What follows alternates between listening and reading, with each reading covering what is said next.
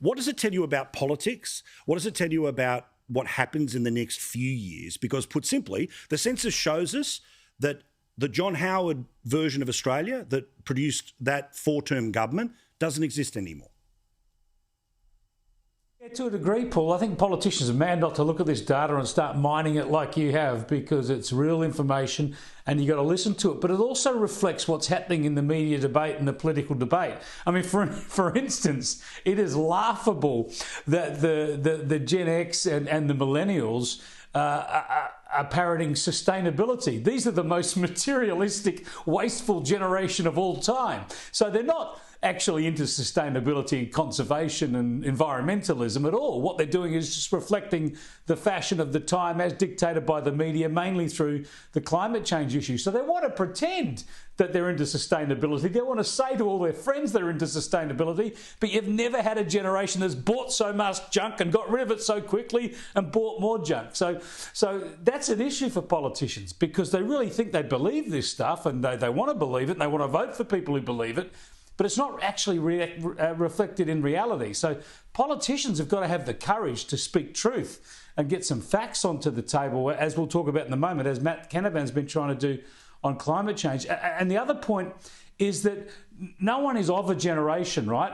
I used to be, a long-haired hippie when I was 18 or 19 years old. And people change as they get older. There's that old quote about, of course, if you're a conservative, if you're not a lefty as a young person, then you haven't got a soul. But if you're not a conservative when you're an adult, you haven't got a brain. And that's what will happen to these people. They'll wake up and they'll get older and wiser, as most people do. And I heard a demographer today talking about, from an economic point of view, that we've got a huge bump in our population coming through the 40s. And he says that's very fortunate for this country, because people, when they get into their 40s, spend all their money. It all goes on the mortgage and the kids and everything else. Tell me about it. And so we've got a big... Yeah, exactly, yeah. Well, I've done it the second time round, so just keep pumping it out. But that also...